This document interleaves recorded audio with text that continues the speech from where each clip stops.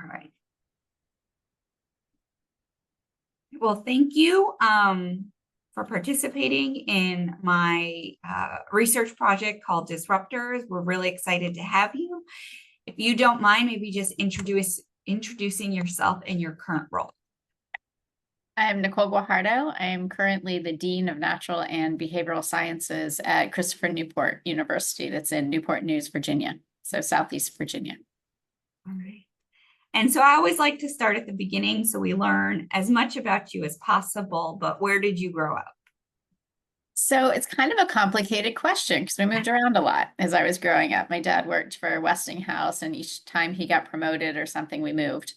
So I tend to say that I'm from Ohio because my roots are in Ohio. Both of my parents were born in Ohio, my mom Dayton, my dad Cincinnati, and then my brother was born in Cincinnati, and I was born in Dayton, and that's where our extended family is. So Ohio, moved around a couple times, and then ended up in Asheville, North Carolina in the middle of 8th grade through high school. Right after high school, I moved to Fayetteville, North Carolina. But so those were definitely formative years in Asheville. So I tend to say roots are in Ohio and from North Carolina more than not after that. We'll claim you as one of our own for sure here. But so growing up, what was the emphasis placed on education or your education specifically at this time? School was always important. I was dedicated to school, enjoyed it, doing well. Like that was just part of, and it's one of those things where I think it was sort of implied. Like I don't even know that, I don't feel like my parents asked a lot about my grades, but I took pride in my grades. And so school mattered. So I think it was just kind of almost an implicit message that education mattered. And when it came, go ahead. I was gonna say, was that implied to when you were thinking about college? Yeah, I mean, I tend to think about it as college. There was kind of never a question. It wasn't, are you going? It was, where are you going? And I didn't question that. I mean, I think it was true for pretty much all of my closer friends too. I have an older brother who's 5 years older, and he knew since he was like 5 that he wanted to be an architect. And sure enough, and wanted to go to University of Cincinnati, and that's exactly what he did. He got his architecture degree. So I remember in high school, my parents more so were like, well, what are you going to do? I said, well, I don't know what I'm going to do. Like, well, your brother knew since he was 5. I'm like, and I didn't. Talked about being a math teacher early in life. And so there was that thought for a while.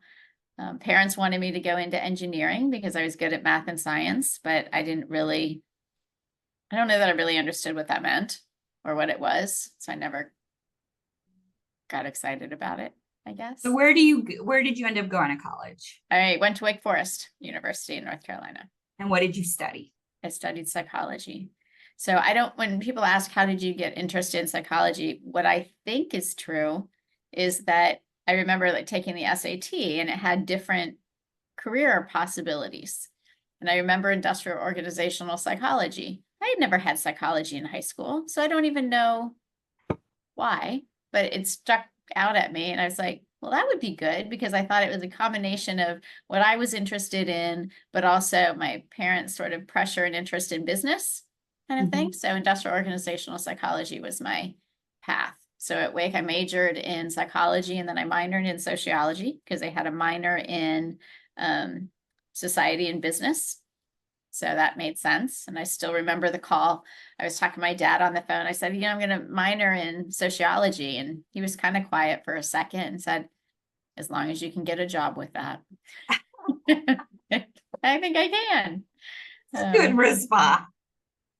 And so I pursued and then ended up shifting interests that I didn't pursue industrial organizational. I ended up going developmental. But okay. Did you go straight into your master's or a PhD program, or did you work? I went straight through school. So my senior year, I started to think that I wanted to go into counseling practice. So I was thinking marriage and family therapy. My advisor and really mentor come to be kind of guided me away from that a little bit. and encouraged me to stay at Wake Forest for my master's. And so I stayed at Wake and got my master's and master's in general experimental psychology, or really in experimental psychology. And then from there went on to a PhD program at West Virginia University in lifespan development, because I had become interested in, and I knew I wanted to work with children. I was sort of torn between developmental and clinical wasn't really my path. So I ended up going developmental, and liked the fact that West Virginia was lifespan, because I liked that broader perspective, even though my primary interest had been studying children. Okay. What's the first job after you get your doctorate?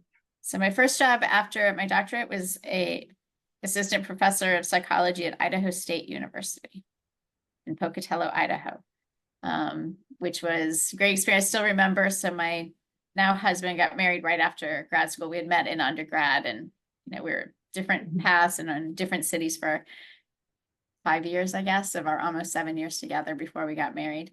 And I had interviewed at Idaho State over my spring break. So I went down to visit him, flew in and out of where he was, and came back. And I said, I think they're going to offer me the job.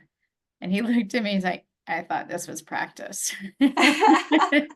So I ended up taking the job because I had a graduate program and it seemed like a great place to start and a new experience. And it was. I mean, it was a great place to be. Really enjoyed the department and university.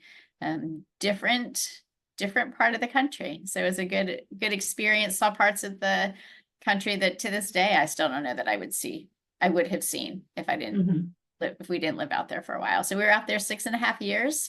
We had both of our daughters out there.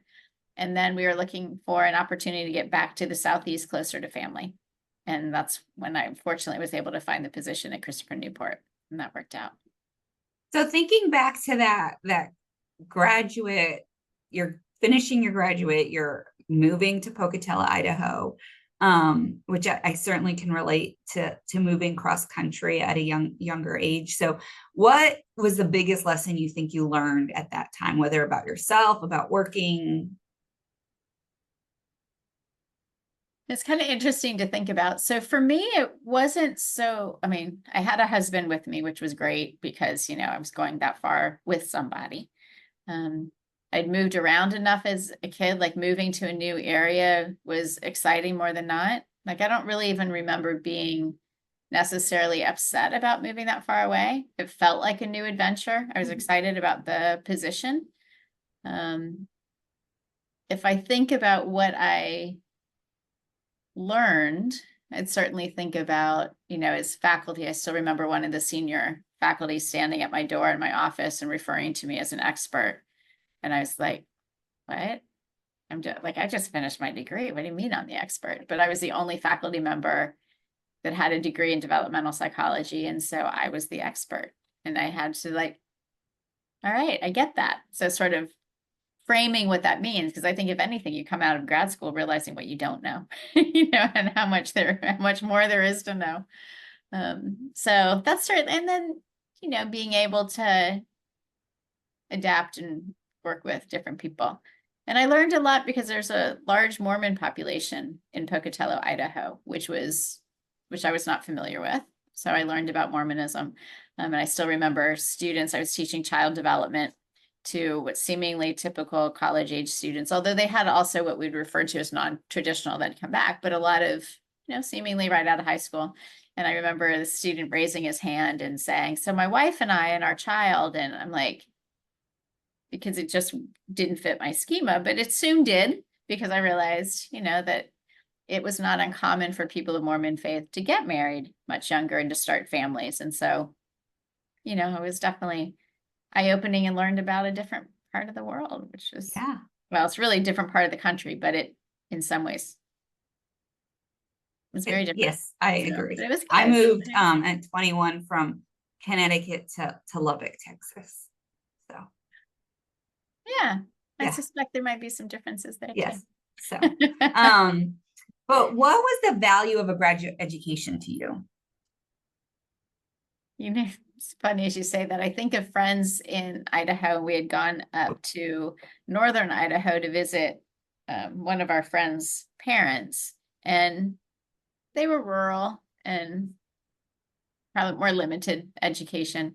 And his mother looked at me and said, "What are you, a genius?" Because I had a PhD. I'm like, no, I just did what I needed to do. You know, and so I've thought about that at different times as you ask about that, the value of it. I mean, the value is that that's what I needed to do to get to the job I wanted, right? I mean, I needed to get a PhD to be a faculty member, and that's what I needed to do. So I admit for me, I realize kind of in hindsight what it took, but because I was surrounded by people doing the same thing, it just felt like this was my career choice and this is what I was doing, not that it was necessarily unique or amazing. It's just I made this commitment, needed an education that not necessarily my other close friends did, you know, but I was with this peer group, so I definitely didn't seem unusual. We're all doing it. And, you know, so, but I think, you know, so in terms of that, it's definitely learning more, learning broader perspectives, and diving deeply into an area. I don't know if that gets at what you're. No, that's Or not, perfect. but So you arrive at Christopher Newport. What position did you arrive at, and how did you climb to your current position? so I had been tenured out at Idaho State, but when I came here, the ad was for an assistant professor. So I came back to assistant professor level, and I really didn't think that was going to be a big deal. So like, whatever, it's the same job, doesn't really matter.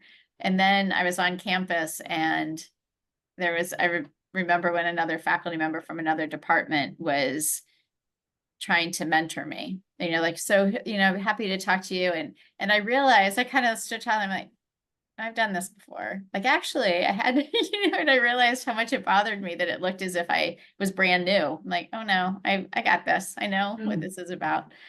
So, but I came as assistant professor, was able to be promoted sooner and go up for tenure a little bit sooner too, just because of that prior experience.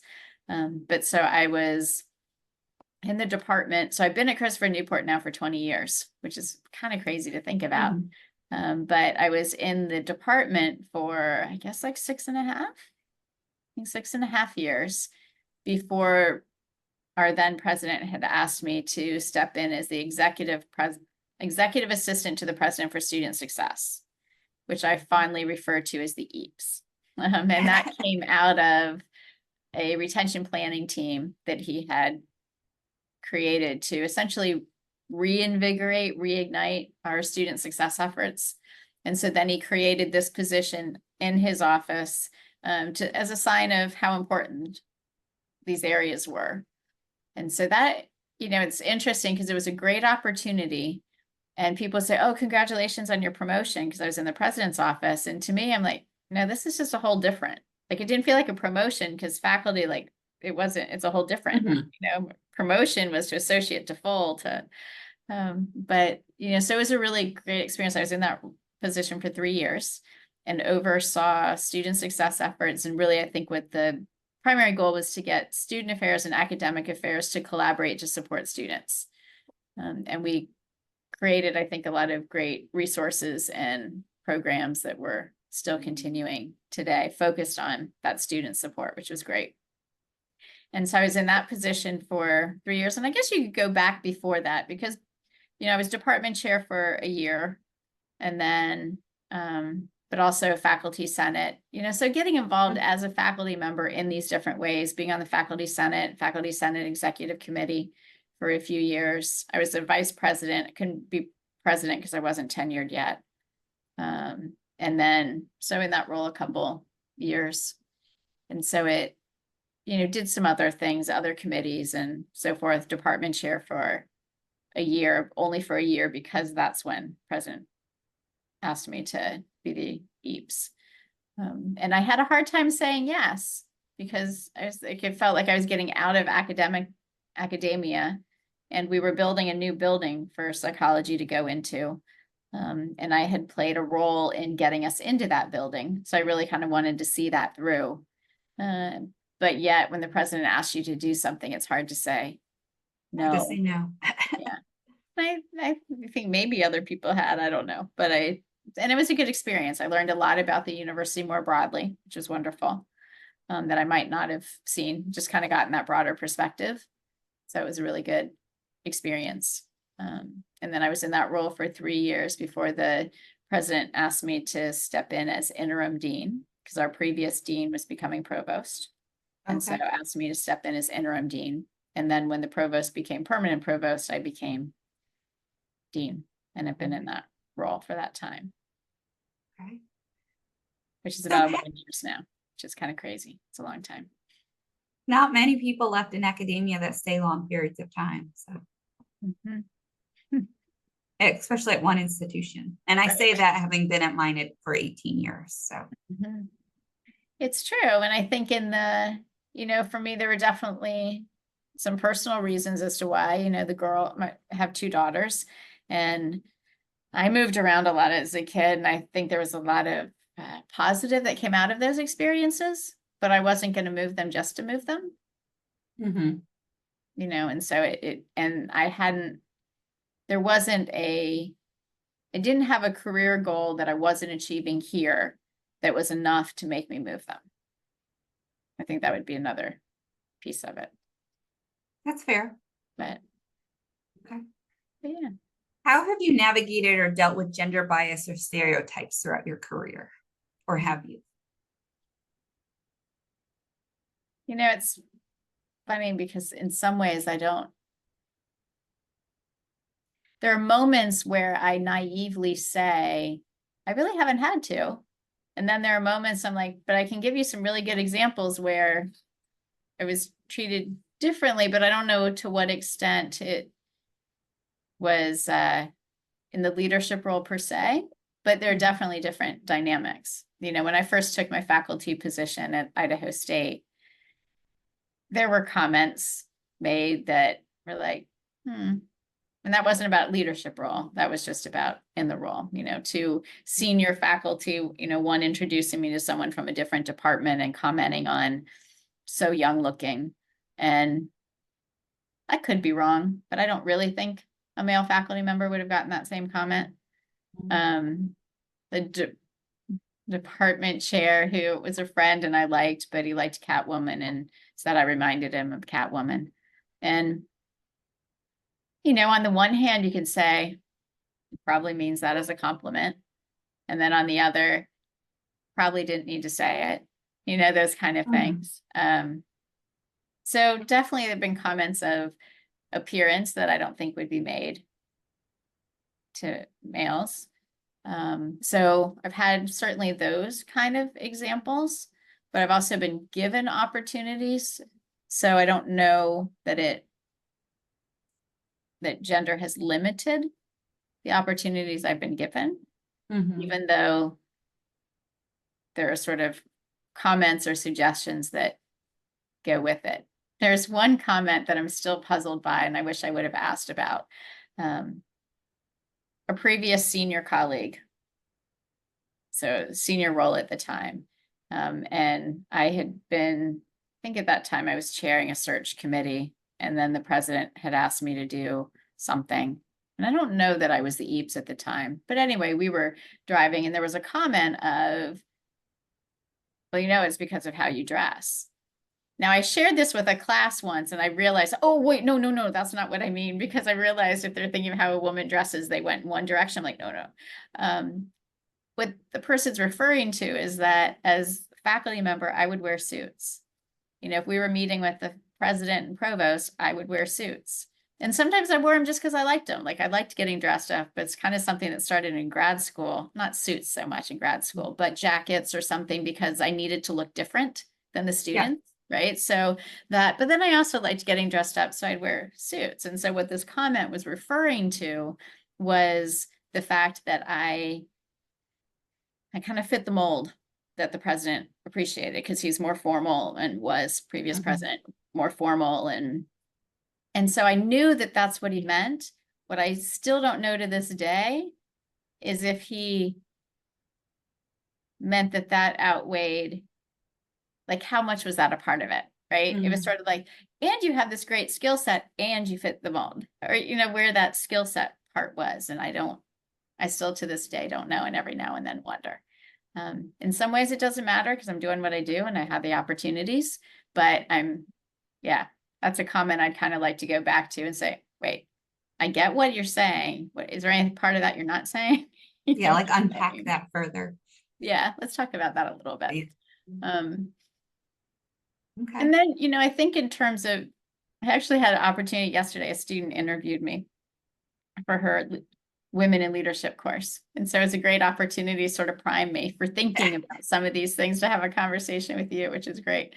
But as she was talking and asking me questions about gender and leadership, and I said, it's interesting because I don't know to what extent it's gender or it's just my style, but my style and my gender interact. So it's hard to know sometimes what's what, right? But one challenge for me has been the provost that I talked about and the previous president that I referred to had different leadership styles than I do.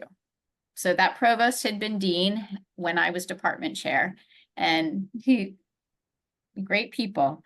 I'm just talking about the style, but has a much more kind of forceful style. And so what he would do, and he's very energetic, which is why I talk about him like this. Yeah.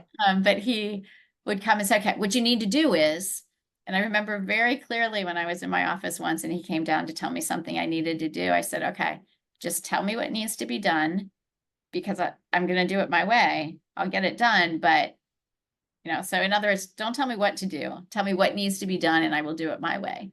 And so there has been a challenge of a style difference, which sometimes I think has had the potential for those with the other styles to question my leadership. Right. So even, I don't think there's any reason not to say this. So previous president, different style, when he was asking me to be dean, kind of made a comment that was essentially the equivalent of, I forget what his words were, but it was definitely the message of, the jury is still out whether you're a good leader. And I kind of paused and I said, well, I'm going to have to disagree with you. And he respectfully listened. He said, what you're talking about is a leadership style, not being a good leader. And he was like, I think you're right. And because basically what he was saying, there were circumstances when I was in the EAPS role where that I would analyze it to say that I was put into a position with certain assumptions, but other people were given different perceptions. And so someone kind of thought that we were at the same point rather than I was the one in charge of this particular position, so it led to interesting, challenging dynamics. And in those cases, I didn't just go into a room and say, and so I think that was the challenge. So it was really a comment of my leadership style. Now, how that interacted with perceptions related to my gender as well, I don't know, and we'll never know, right? But those are the things I think of in terms of challenges was walking in, which would have been a challenge for anyone, right? It would have been a challenge for a man with a different style. But would the previous leaders have, and I shouldn't say, the dean and then provost, like I didn't have challenges in terms of the leadership per se, but, would their words or actions been the same or different if I had been a man? I don't know. Fair. We may never know, right? And we will never know. Yeah. That's okay. And I think that's the challenge. You just got to keep going and realizing you don't know, and you can't dwell on, oh, this is because of my gender, because you are who you are. And so how do you navigate and persist and keep going? And I think one thing that even the comment that I made of, I'm going to have to disagree with you. I was saying that to the president. When I tell that story, some people are like, how did you do that? I'm like, I don't know. I just did it. It was kind of very respectful, and there were other occasions where, I let the person say what they had to say. And I said, okay, so, and then come back with, because I'm not willing to make it look as if I haven't done what I should have done if I did or whatever. And so whether it's confidence, whether it's, I don't know, thinking that the right should outweigh anything else, I don't know. But I've been able to speak up for myself in the cases when I felt I needed to, and been okay doing that, even with those above me in terms of structure. So looking a little bit more on how you've approached leadership, how do you feel you've approached it with like innovation or like a forward thinking mindset? Yeah. No, this is the part of our conversation that I pause at, because I sometimes think this is probably my weak point, and sometimes I attribute that to the position and just there being so much, there isn't a lot of time to pause and think, where should we go from here? Some of it is I'm a very practical person. So I think of things and like, okay, but how do we make that work? And so I kind of envy the people who are like, we should do this, and I don't know that I'm that, but definitely looking to the future. I think in terms of the visionary, I think of the case where with the psychology department, when we were building a new building, they're building a new science building. And then the previous provost had said, well, psychology is going to go into Radcliffe. And I just heard that. I'm like, that doesn't make any sense. I don't think he understands what we do. And so I made an appointment with the provost to say, can we talk about this? Because I don't think you understand what we do and the type of space we need. And was able to, he said, okay, I put something together, and I put something together. And now, we went into that building instead of another department that had to wait for the next building. And in hindsight, I realized that was probably irritating to some people. But it was really just, it doesn't make sense to just put us over there because that's not the space that we need. So I guess in some ways, maybe what I think of as a visionary leader is a bigger, like coming very out of the box thinking. And I'm not always the one with the out of the box thinking, but I do think to the future and how we get to where we need to be. And so, and sometimes it's also then working with other people or taking the idea generators and working with them to make their ideas happen. And that's certainly happened with faculty who have come up with different ideas, summer scholars program or different unique minors and, different things that, they are the ones in the trenches and coming up with ideas, and then we move forward together, which I think is an important part of leadership. It's not about being the one with all the ideas all the time, but being able to work with others who may be more creative in some ways, and then helping that go to implementation. Well, I would also argue that you're a conduit to make that happen. So it's not, because you could very easily just say, no, this is how we've always done things, right? And so embracing the ideas and helping them come to fruition, I think is part of that. Because like you said, one leader is not going to have all the ideas, nor should they. So, so that framing. Along the idea of policy and your style, when you think about policies you've initiated, what have you done to foster inclusivity and diversity within the areas that you've had an impact on? So part of that, there are different levels to that. I mean, part of it is working with faculty to certainly create an inclusive environment for students. So on a smaller level, kind of working together to educate ourselves. Right? I mean, I have brown bag lunches monthly with faculty, and we'll read an article or discuss a topic. And often those topics have been inclusivity, whether it's an inclusive syllabus or just understanding students from different perspectives and creating an environment that all students are going to thrive. So there's some of that. I think another part of it, which is not the way we tend to think of inclusivity these days when you say it, but it's also really bringing faculty across the college together.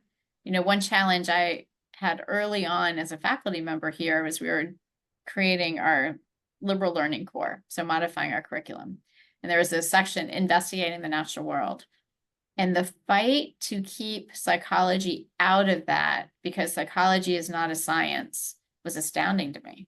I'd never been in the situation before where, I mean, I knew stereotypes and all that, but I was just astounded.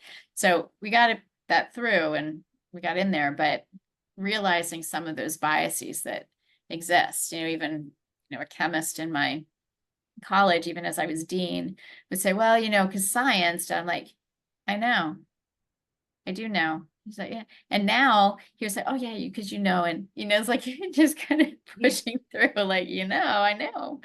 And so I think part of that inclusivity is also just opportunities that have created for faculty to come together across the college to hear and understand. And doesn't mean everyone's, without those biases still no. But I do think trying to build those bridges and get people to understand what each other has done. So it's not the area we tend to think about inclusivity so much, right? But and certainly with hiring, trying to diversify faculty in terms of representation of women and also different groups as much as possible. Currently, a co-PI on an NSF Advanced Catalyst grant that I'm really excited about so the Catalyst grant is focused on equity related to sex, race, other aspects of social identity in STEM. And so the first part of that is to basically do a self-study and then create a 5-year plan. So we're a year into this grant. And so we just administered the coach survey with the hopes of learning about all faculty and what, areas that we can improve in that area. I mean, our faculty does not have the racial representation we would like it to. And there are a couple of reasons for that, but area that we are certainly hoping to improve upon. And so in your opinion, because we've talked about leadership, what defines success in leadership, and how do you think that could be maybe redefined, or what would be a more forward way of thinking about leadership?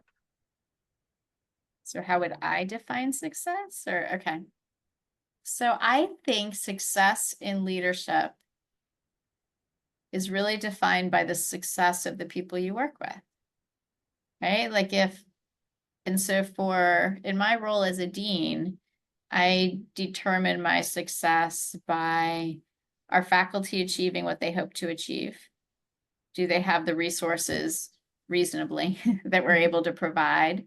Do they feel like they have the context to come up with new ideas and thrive versus feeling stifled?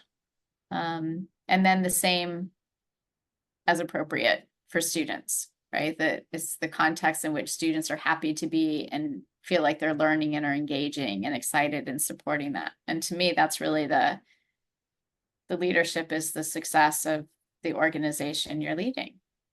Then,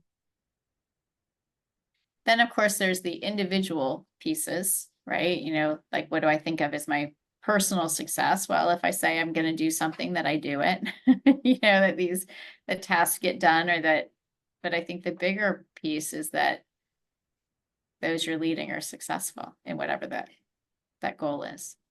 And maybe also adding that they respect you and are happy to work with you. I mean, I guess you could add that in terms of the people part. Yeah. But now some would say that doesn't matter, but personally, I think it would matter. I don't think you can just look at outcomes and feel that you're truly a successful leader. I'm a people person, so I always think the people factor matters. Yeah, I think it does. And there are those who would say, and I've worked with them, look what I've done. It's like, yeah, and then look at how people feel, So different levels. I mean, certainly achieving goals is one thing, and being able to move an organization forward is key. And then greater success would be you have both. I think. How has mentorship played a role in your own leadership development, and do you actively engage in mentorship of others? So I was thinking about this, and if I truly think about having a mentor, it would be the woman I describe as my professor, advisor, mentor, friend, because we've known each other that long. She's my professor my sophomore year, and then well, and my senior year, but then was my advisor for my master's, and then we remained in contact, and her career path. And so, I mean, I feel like in some ways she's been that mentor. Mhm. I honestly don't believe I've had a true mentor with these more senior leadership roles that I've had. I've had people that I work with that I respect. Our previous provost definitely would guide things. Okay, you're going to need to know this one day when you are, such and such. And so there was a little bit of that piece, but because our styles were so different, and I don't think there was true mentorship efforts per se. Mhm. We had a good relationship, but yeah, I mean, I guess when I think of a mentor, and do I mentor others? I realize that I certainly do. I've had some student relationships where I perceive myself as a mentor. There are colleagues that I think I certainly support. But what's interesting about faculty life is that I support faculty and what they want to do, but the number who are aspiring to go into administration aren't many, right? Mhm. So in Mhm. terms of mentoring, and then it's supporting in what they're doing.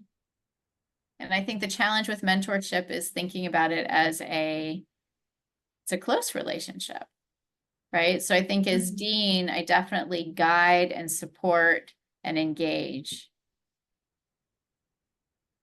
but I don't have those that I'm like particularly uniquely close to Mhm. compared to others necessarily. Except for one colleague, it'd be interesting to say if she would refer to me that way at all. We're working on the grant together. And so we have a lot of conversations. And so it would be interesting to see. So I'd say that I build the relationships, and whether I mentor others, I try to guide, but I guess it's really the mentee that defines whether you're a mentor, right? Such I an can't really academic say I'm a response. mentor. Huh? Such an academic response. I love the response. I was Maybe thinking with a the little same thing. psychology thrown Yeah, in. yeah. Your profession is shining through. Uh, And in what ways do you think sharing narratives can inspire and empower the next generation of women leaders in higher ed? I think it can, I think of the conversation I told you I had yesterday when the student interviewed me for her women in leadership class. I've been asked to speak to a class, and I think it can inspire, because one, when you tell, depending upon which stories you tell, but as you tell stories, you can make the experience very real, right? I mean, thinking about students, for example, or others, it could be faculty too, but have the image of what it means to be in a certain role or to be this leader. And I think in the stories, you can reveal the challenges and reality of some things too, that no, it's not easy all the time. Or is it always, or am I always confident? If I appear confident, I've got questions, and so I think the storytelling, again, related to which stories you tell. If you always tell stories of your success, then none of what I just said is true. But when I think of the stories, it's getting into the deeper and the reality and the authenticity Mhm. of the experience. And I think that can carry a lot of value, because I think it can empower to make people realize to be a good leader doesn't mean that you're perfect, right? Or that you have all of this. It's figuring things out and working with people and making mistakes, but owning up those mistakes, recognizing that, yeah, they're, owning it rather than making it feel like, oh, always have it and are always right. The next part is just fill in the blanks. I'm going to read a statement and you just get to finish the thought. Okay. So women in higher ed are Powerful and important. higher How education. much do you want? Do you want like a No, sentence? that's perfect. Yeah, no, Okay. that's perfect. Okay. Yeah, that's perfect. Higher education continues to be relevant Because it provides an opportunity for people to learn about the world beyond themselves and think more complexly in a complex world. the perceived value of higher education is Totally undervalued by many, not all, but many right now. Mhm. 10 years from now, blank will be the norm in higher education? Oh, I'm a little slower on this one. Hopefully innovation. I mean, I think we need to do some things differently, engage differently, but hopefully do so maintaining our value and integrity. And I do this work because. I'm passionate about it. I think education matters. And it transforms lives. I mean, gosh, that sounds like such big, high speak. But it's really true. I mean, I think it matters and people are better at the end of it, and it makes our world better. And so it hurts with some of the current political climate and attitude towards higher education. Mhm. Okay, And I last can't figure out if question. it's political or if it is truly what they think. I don't know. But anyway, that's a whole nother discussion, I guess. Okay, these last couple of questions are just about you, so they should be easy. So, Okay. a book you wish everyone would read. Why are all the Black kids sitting together in the cafeteria? Who's it by? Do you know? I should remember. It's okay if you don't. She had been the president of Spelman. Okay. I can't think of her name right now. If you weren't a leader at your current institution, what would you be doing? Maybe directing a child care center. Favorite candy or snack? Dark chocolate. Anything dark chocolate? Most any solid dark chocolate. although Reese's are pretty good too, and that's not dark chocolate. And then your favorite word?